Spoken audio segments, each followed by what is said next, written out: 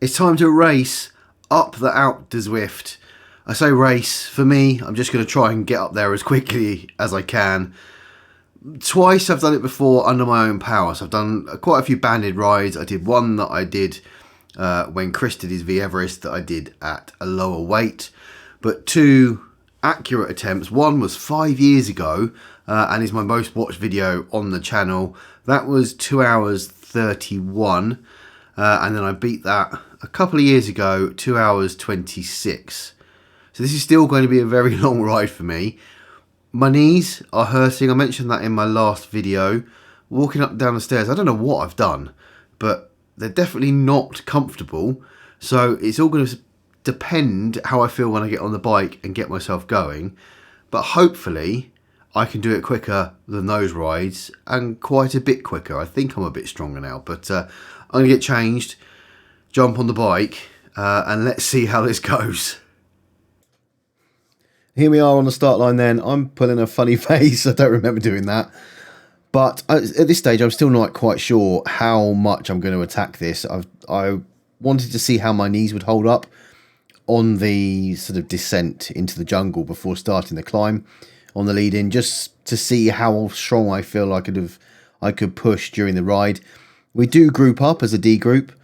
There was no intention from myself. This is definitely slower than a normal start to a race. I think everyone's thinking the same.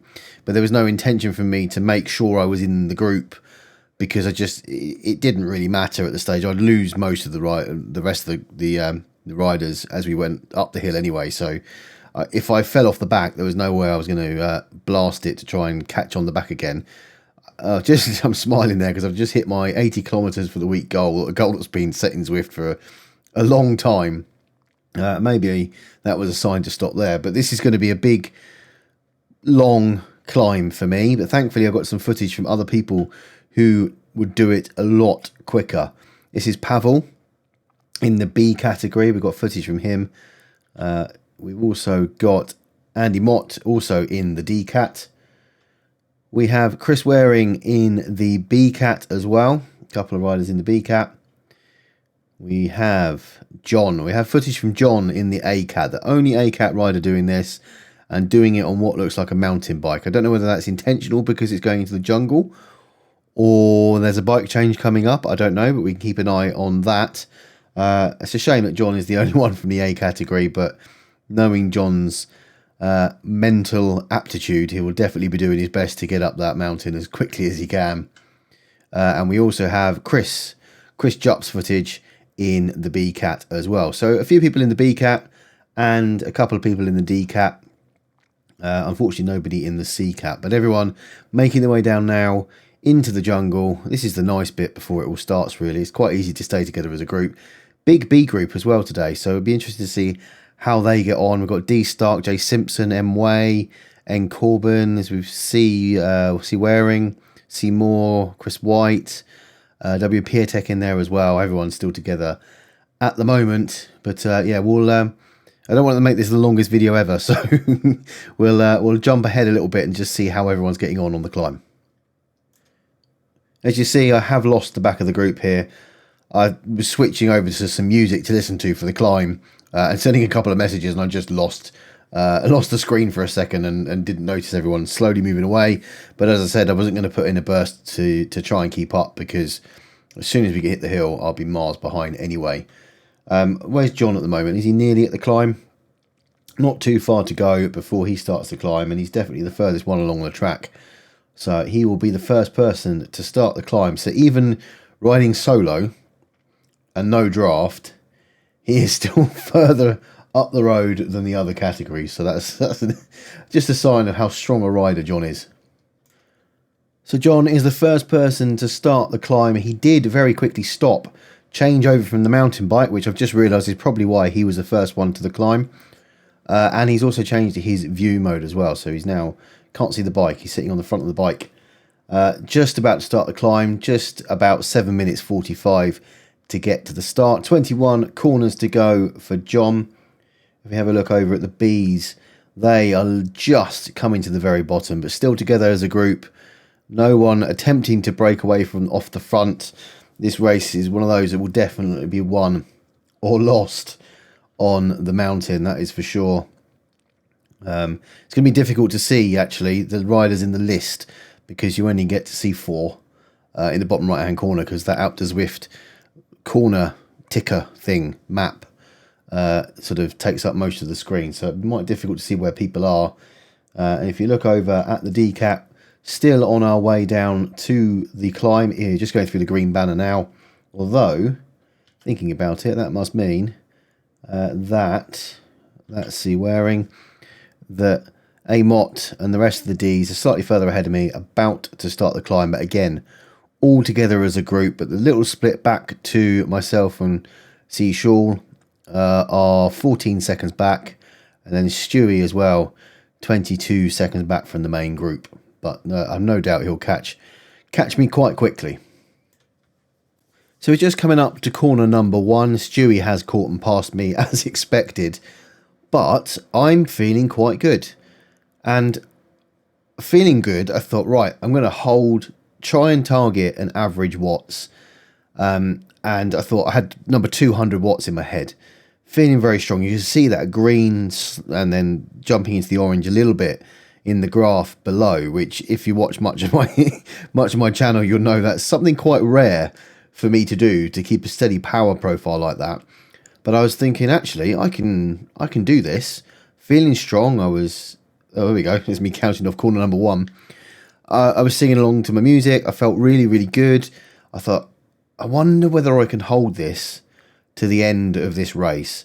It's not going to win me the race. It's not going to put me any higher up probably than I would have finished, but it certainly would have helped with time. Trying to hit a decent time target. I think my previous attempts have been 175 and 150 something average watts for the whole climb. So I was thinking, okay, if I can hold that, that is good. The downside is what's happened here is sometimes the corners flatten off, and you can then, your average drops, and you sort of trying to catch up your average through the rest of that segment, if that makes sense. But I'm feeling quite strong, and I'm thinking, okay, target set in my head, 200 watts average. If I can achieve that, I'll be over the moon. Let's have a quick look ahead at where, look how many corners Johnny's up already. He's on his way to the 15th corner, 18:32 in. If we look at the B Cat, we got Chris, who's currently sat in 3rd, 15 seconds behind N Corbin. And is that A Kerr? 25 seconds ahead, I think. And C Waring, just 5 seconds behind. Here he is. He's got M-Way 3 seconds behind. They're on their way to corner number 16 already, so they're flying up. Where's Pavel in this? Pavel is 11th at the moment, just behind Seymour. And he's got Dia Hearn just behind him as well. So a couple of riders close together there. And we can have one final look at Amot, who's sitting 3rd in the DCAT. N Ruddlesden has got a 30-second gap out the front already. A couple of riders here have gone off really quickly. I can't see who the next rider up the road is. He's got Latix 2 seconds behind, and DC Marks, I don't know, is that 18 seconds behind? So very, very quick to spread out as the groups all hit the bottom together, and how quickly they spread out. Obviously a range of different weights and different watts outputs. This is a very different race to what we used to. But yeah, let's jump ahead and see how it is going a little further up the mountain. Just looking around at some of the rest of the race, because they're flying up the mountain compared to me. Coming up to turn 14 is Chris, 20 seconds behind A Kerr, with C Waring just 6 seconds behind. M-Way 15 seconds back on Chris, and then Corbin a little further back. Also in the B-Cat, we've got Pavel, who is 12th, but I mean, there's a few riders there within a couple of seconds of each other. Seymour just 6 seconds ahead. Dia Hearn just a second ahead. They're heading up towards turn 15. And then we have, I mean, John's going to be miles up there, isn't he? Heading towards turn number 13, 23 minutes into the ride.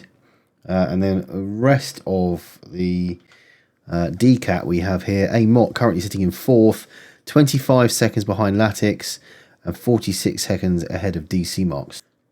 Chris has closed that gap to A Kerr down to 6 seconds, and giving himself a bit more of a lead over C Waring to 20 seconds. Just going up here, just look at that consistent power graph, probably helping to catch. Down to 3 seconds now. Not going to be long, I don't think, until Chris catches and potentially overtakes to take the lead, going towards turn number 12. On my way to corner number 18 here, you can see in the sector stats on the left, I didn't quite hit the 200 watt target on sector 19, purely I think because that was quite a short one and it started quite flat. And before I knew it, I had a big number to catch up on, and I had to ramp it up a little bit to get there. I didn't quite get to the 200. But sector 18 here, as I'm going, up at 213 average. Still feeling pretty good. I know that power graph is now a little bit more lumpy. You can see that grey and blue zone, obviously, where I've turned the corner into sector 19 and it's dropped right off. But I'm still feeling relatively good. Lots of distance to go yet, and we're not even half an hour in yet, but feeling okay at this stage. So Chris has caught a Kerr, the two riding together now. I wonder how long they can stick together, pushing further up the mountain. Talking about further up the mountain, here is John. Not too much further ahead, heading towards turn number 9, but 30 minutes 50 or 31 minutes in. Yeah. Doing really well, more than halfway up the mountain already. 35 minutes in, and I've hit a bit of a problem now. Sectors 17 and 18 were actually over 200 watts average. I had to chase that average back up in sector 16 because it was a really short one and I started really low. And then going into this part, you can see how I've dropped off quite a bit. I'm starting to find points where I'm struggling. I can't keep that consistency. We're 6 corners in. And I know I've got a long way to go, and I'm thinking I can't hold. Yeah, you can see my face there. I'm out of the saddle trying to get comfortable. We're only 36 minutes into this ride, and I'm already thinking, okay, I could hit a bit of problem in a minute. Trying to keep it going for as long as I can. I'm back over 200 watts now, but it's kind of the first signs where I'm struggling a little bit. Look at that awesome view up the mountain. Chris now leading the B-Cat with a 30-second lead over A. Kerr. That time has come out relatively quickly. C. Waring back in third. 6-second lead. You can see A. Kerr just up the road. M-Way 1 minute and 12 back. Pavel 36 seconds behind Dia Hearn and 24 seconds of Jay Simpson. I wonder how that will move around as we go further in. If we have a look at the D-Cat, Amott in third, a minute 8 behind Latix, 23 seconds ahead of N. Ruddlesden, and Neil Brandon's in there as well. Was that 3 minutes back, 2 minutes back? Difficult to tell. And then let's have a look at me struggling my way towards turn number 15. And I'm starting to struggle a little bit now, I've got to be honest. Still, I'd kind of at this point given up on the 200 watts average, but thought if I can hit 180... I will be quite happy, and I'll probably do quite a good time. You see, sector 16 was 186 average. I'm still up over 200 watts now, trying to keep that average up, but my power is dipping every now and again, and I'm starting to feel it. I'm actually getting a little bit annoyed and a bit upset as well, because I felt that I should be strong. See, I've had to back off the pedals there a bit. You can see my face. I'm just really struggling. And I just felt I could have been a bit stronger. I'm annoyed with myself, upset with myself for the riding that I'd done in preparation for this, sort of how I'd fallen off at the back end of last year. And I think I'm just telling myself this could have been so much easier if I just managed to get on the bike a little bit more and things hadn't been a bit crazy. Yeah, I've had to stop again. I'm shaking my head, not in a good place, and just realising there's a long way to go yet. And not really knowing how I'm going to tackle the rest of the mountain. So just about to come to turn number 13, and you can see my power graph at the bottom is reverting to something a little bit similar that you'll recognise from my other races. Starting in the grey or the blue zone, moving up through the green, the yellow, the orange, and then dropping off. Climbing again, dropping off, climbing, dropping off, because I just cannot get any consistency. And whilst I'm still sticking, I'm getting to the 185 watt averages on these corners, I'm really starting to feel it. Having to back off every now and again. I'm puffing a bit there, trying to just keep myself going. We're not even halfway up the mountain yet, and I'm struggling quite a lot. But let's have a look at the guys who are faring much better than me. Coming up to turn number 1. Just look how fast. 22 kilometers an hour. I can't even fathom that. That's crazy. Coming up to do the last segment to cross the line, and not too far behind on the road, is Chris. 51 minutes total at the moment, probably heading towards a sub 1 hour Alp climb whilst with a virus and not feeling very well. That's an incredible effort. Chris, I can see, has also caught and passed A Kerr. Now got a 46-second lead there as well. And let's find out where the other Ds are on the road. They spread out a little bit down the route, but we've got A Mott coming up towards turn number 8 now as well. Slipped a little bit further behind Latix, but got a bit more of a gap over N Ruddlesden. Here's Chris over the line then. Sub 60-minute ride, 49-minute Alp. Absolutely incredible, especially when you're not feeling very well. I can't even fathom doing a 49-minute Alp. That is amazing. Congratulations on the win, and congratulations on the double points as well.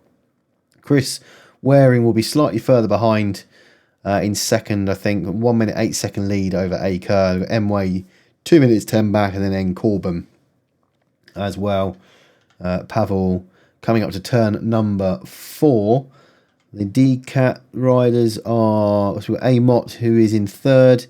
The gap to Latix a little bit wider, but N Ruddlesden, has that come down or gone up? I can't remember. Apologies, my memory's not very good.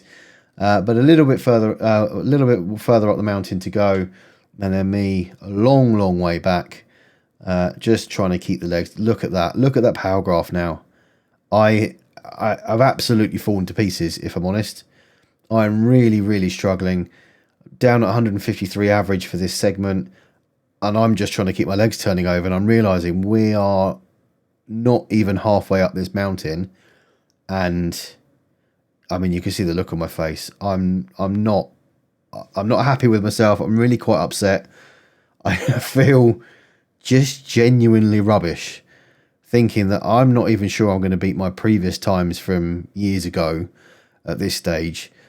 Thinking I might completely fall off a cliff here, and I can't get comfortable in the saddle. Already, it's not even an hour in.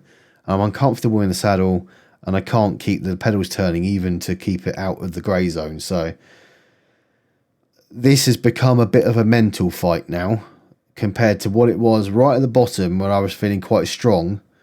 This is now can I even keep going? And hopefully you guys who watch the channel know that I don't give up on things even if they are difficult. And that's partly one of the reasons I get going.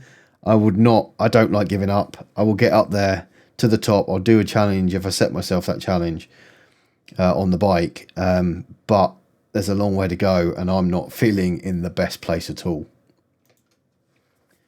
Here's Pavel at the top of the mountain, coming over in 10th place in the end, 16 seconds ahead of Chris. Did you catch Chris on the mountain there, maybe? I don't know. And completing the Road to Sky for the first time. That's impressive. I'm surprised you've not done that one before, Pavel, but congratulations on getting up there and getting yourself some double points. Here is A Mott. So we've got Latix 4 minutes ahead. C Shawl now 1 minute 43 behind. And Ruddlesden falling a little bit further back. Coming up to the fourth corner. And myself, I went through that bad patch in the middle, and you can see I've dropped right down to 167 average, 150 average.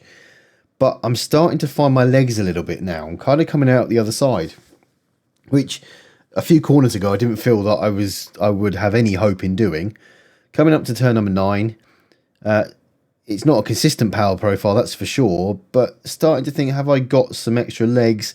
Maybe I can hit sort of 170s, 180s average for the rest of the ride, and then hopefully the higher averages further down the mountain will pay dividends, and we'll average out to a good average at the end, and maybe that hope is on the horizon of beating my previous time. we shall see. I was trying to do some time things in my head and say, well, each of these segments seems to be about 5 and a bit minutes. If I could keep it to 5-minute segments, there's a chance that I could do this in under 2 hours, which is something I couldn't have thought about at the beginning, especially during that middle section of the mountain. Completely messed with my head, and I thought I was going to fall off a cliff completely. Even here, you can see I'm building up gradually through the power zones again. I'm thinking, okay, 5 minutes, but there's some of the segments coming up are shorter, sort of 500 meters, but there are a couple of longer ones. Those could be the telltale signs, but it didn't really come in as a target. But I thought, if it's possible to stick with about 5 minutes on average for each of those segments, plus a bit extra for the longer ones, I could possibly get in under the 2 hours. It feels like a long time ago we were watching Chris come around this corner, but I'm managing to keep some sort of level of consistency, not necessarily in the power graph, but in the averages for the corners. And my heart rate actually is rather consistent, around 166. I'm out of the saddle here just to, again, take the pressure off my backside for a bit, put it into the hardest gear I can do on the bike, at the level of trainer difficulty I've got it set on. But that enables me to put a different load on my body in a different area, and keeping, well, at the moment 260 watts. Just for the longest time, my heart rate shoots up when I'm out of the saddle, so I can't do it for too long, but it gives certain areas of my body a bit of a break and can keep that power up for a little while as well. Backed off. As often happens when I do that, I have to back off quite a bit to build up again.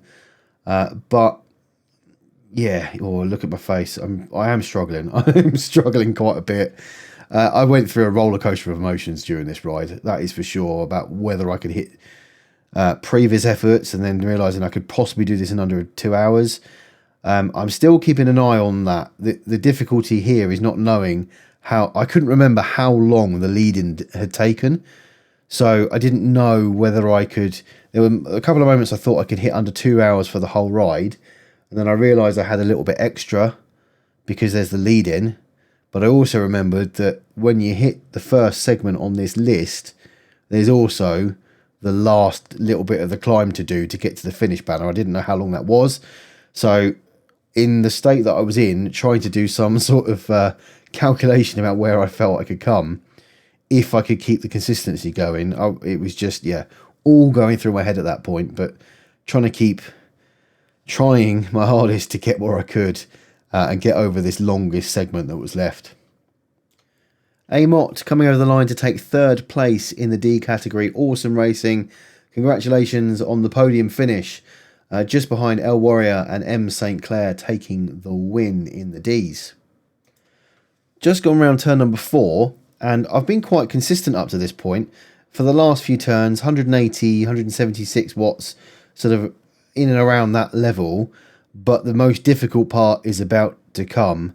With the last few segments remaining, I hit a massive wall now. And just keeping my legs turning, I'm putting a couple of wine gums in my mouth just for some energy. I come to a complete stop here, and I've hit a wall, a real big wall. And on the back of that consistency that I found, feeling so bad halfway up the mountain, then finding that sort of consistency for a little while, thinking, okay, if I can keep at this level, and then all of a sudden the brakes get slammed on, this was, just to keep going was such a mental difficulty for me. And I started to get cramps in my calves as well at this point. So I'm out of the saddle trying to just move around, get a different position, and keep myself going. I'm shaking my head, wondering how I'm going to do the last few corners. But 2.5 kilometers left to go, still quite a bit of climbing left to go. And I said a minute ago about my target of doing the ride in 2 hours. I realise at this point that's 15 minutes left. Even if I did 5 minutes a segment, there's 4 segments left because I've still got to get to the finish line. So that's gone. I did have in my mind possibly doing the Alpe itself in under 2 hours, but that rapidly fades away as I kind of You can see again, I'm having to stop, slow down. My legs are uncomfortable. They're cramping up. And actually, I get off the bike for a minute here just because I have to walk around my room just to make them a little bit more comfortable. In fact, this isn't the point I get off. I carry on for a little while. There is a point in a minute that I get off and just walk around and stretch my legs a little bit. But from going from feeling good to pretty rubbish to finding consistency to then absolutely hitting a brick wall, it's just been an up and down of emotions so far. And it is a case of, I just got to get to the top. I have to get to the top so I can finally get off this bike. Over the 1,000 meters climb mark now, 2 hours, 3 minutes. And look at my face. Oh, it's so funny watching this back. Just knowing how I was feeling at the time. Just keeping those legs going. But we're coming up to corner number 1. We're sort of halfway, I guess, between 2 and 1. And then it is the last little bit up towards the finish line. Into the final 200 meters. I don't know about anyone else. Do you find that you can just find that little bit extra, no matter how much pain you were in the few corners before this last segment? You just find anything you've got left in your body to give what you can. Because I realised that it was 2 minutes 12 on the clock at this stage. I couldn't remember how long the lead-in was.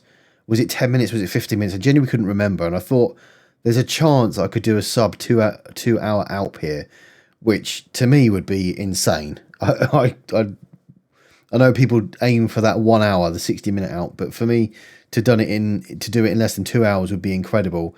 I gave it everything I had to get across the line here. You can see the red zone climbing that I'd done on the way up.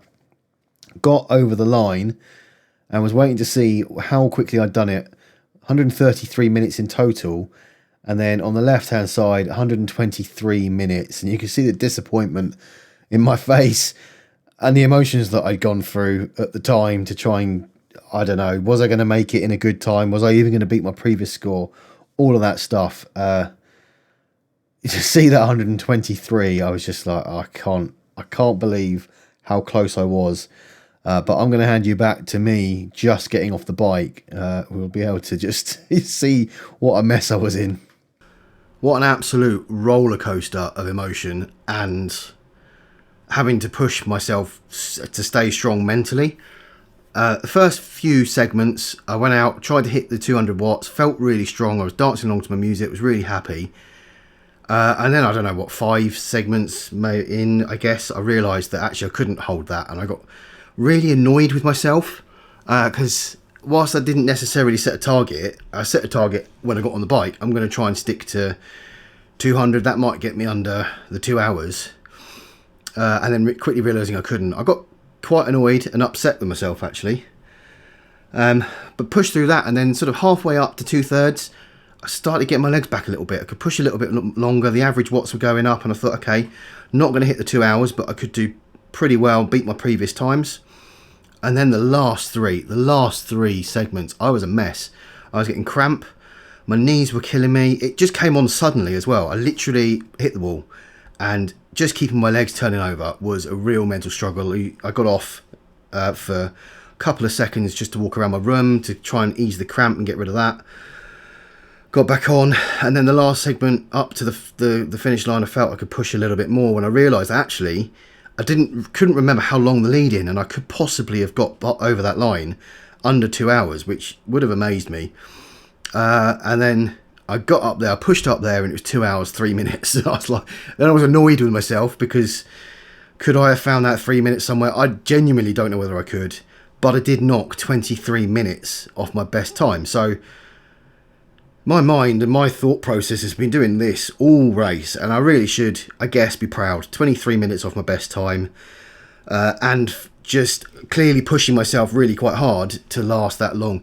And it's funny how you push yourself and you really struggle, don't you? You push yourself to that limit, and you think, part way I was thinking, I'm not even going to get the time that I got before, but actually I'm a stronger rider, still feeling the pain, and I did it, and I beat my best time. So all in all, happy, I think, but a bit all over the place for 2 hours. So yeah, anyway, I'm going to go and have a shower and stuff, and we will wrap up the results once we've sorted out the tables and stuff, and see what happened in the other categories.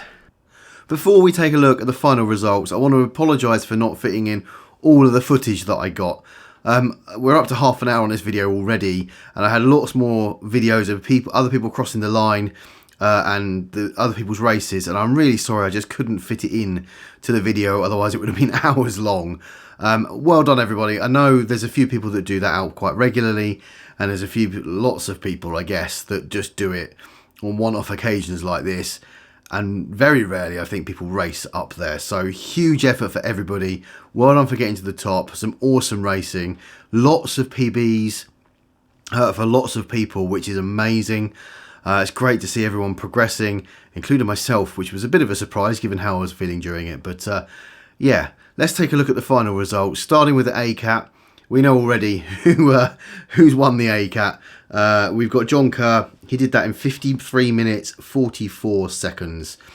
Currently winning. I don't know whether Ben maybe will come back for the last couple of races and give a bit of a challenge at the top. But with 757.5 points, I think that's probably John got that one in the bag now. Let's have a look at the BCAT. So with Chris doing this one and doing that in 57.40. Chris Waring 59.12. Alison Kerr just over the hour mark, but that would have meant getting up that Alp in under an hour. In fact, lots of people there getting up the Alp in under an hour. Incredible effort. Close together, Derek Ahern and Colin Moore.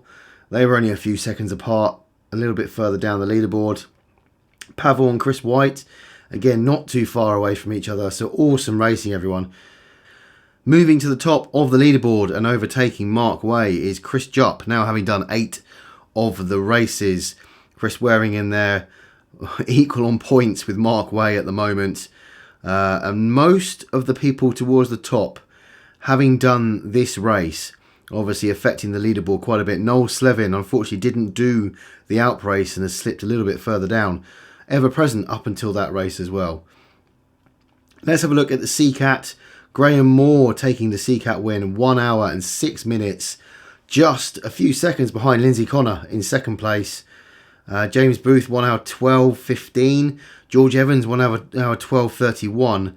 Lots of close racing. Jerome and Dave Taylor really close together. John Bushell not too far behind. Look how close some of these results and timings are, considering how long and difficult that race was. Lindsay Connor top of the leaderboard at the moment with 570. George almost ever present, just behind him, 568. That's going to be a close race to the finish across the last 3 races we've got. John Lee as well in there at 546. Maybe that will move around a little bit as well as we go along. And you'll see again, a lot of the people that were involved in this race have now moved up towards the top of the leaderboard. A. Hugavy not doing this race. Obviously, people are now ticking off their 8 races. I think some of these might be difficult leads to catch at the top of the leaderboards, but awesome racing. Let's have a look at the DCAT. Mark St. Clair taking the win on this one. 1 hour 22 minutes. Only the second race of the series for Mark, taking the full 100 points. Latix 1 hour 25.45. Andy Mott just ahead there of Connor Shaw as well. Some very close racing here. Nick and Neil relatively close together, and then me all the way at the back, 13 minutes behind Daniel Seamarks. Latix ever present so far, top of the leaderboard with 4.75. Nick Ruddlesden 4.58. Neil Brandon in third on 4.09, just 2 points behind Daniel Seamarks as well. And Andrew Evans, unfortunately not doing this one, so not getting a double points advantage. And there's a few more a little bit further behind who might move up the leaderboard a little bit as they tick off towards the 8 races. I've done 5 of them. I have to do all of the remaining 3 to tick off my 8 races. Hopefully that'll move me up the leaderboard a little bit maybe. And a few people slightly below also can tick off a few more of the races and move this leaderboard around a little bit before we get to the end. Just 3 races remaining.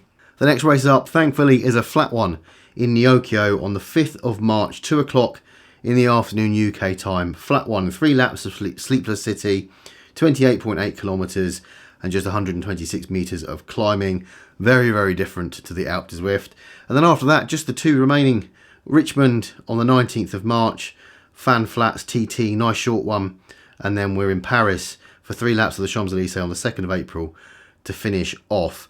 Lots of points still to play for, and those leaderboards might still move around a bit. I think some of the guys that are top have, especially the ones that have done the 2 1.5 pointers and the double pointer, are going to take some catching. But I think there's still a chance for the sort of the lower areas of those leaderboards to move about a bit. So come along and keep getting those points. Head up to those 8 races. Yeah, and let's see it move around a bit. This race, how do I feel about it? The roller coaster of emotions and how I felt. At the time, I was really quite annoyed with myself. We left the start line and I didn't set myself a target. I felt strong, so I set myself a 200 watt target. And then I got annoyed with myself when I didn't hit that. And realistically, I probably wouldn't have anyway. But to have got to the top and knocked such a large chunk of time off my PB, I'm actually really happy. A couple of days to think about it afterwards, a couple of days for my legs to recover. But isn't it weird how we all push ourselves to the absolute maximum, and how I felt, well, there's no way I've beaten myself from last time because I feel awful. But then I must have felt that the previous time as well. So we just push ourselves to right to the edge, and then at the end it's a case of, have I beaten myself, have I not? But yeah, I am happy. I'm gutted that I didn't get under the 2 hours. That will have to be a target that I tick off at some point in the near future, I hope. But to actually get such a chunk of time off my PB, I'm really, really happy. I was never going to come at the front of the race like that with my weight disadvantage and the other strong riders we got in the D category. But I am happy with that. So a good end to the week. If you want to come along to the T2.5 rides, all the information is in the description below. We've got a Tuesday trundle. We do a trundle where we just get on. There's no band. It's just a general group ride at about 1.5 watts per kilo. On a Thursday night, we do a race. We kind of alternate between chase races and mass starts and TTs. And then on a Saturday, we do a banded group ride where you can push out, 1,000 watts or 50 watts, and the band will keep us together as a group, and we just have a bit of a chat on the chat function. But yeah, if you're interested in coming along to any of those, nice friendly group, the information is in the description below. You can come and join us. But this is quite a long video. I've rabbited on a lot. Really interesting race from my point of view, and great to see everyone else getting up there. Lots of PBs beaten, lots of awesome achievements. But yeah, that is the end of this video. If you have enjoyed it, do hit like and subscribe, and I'll see you on the next one.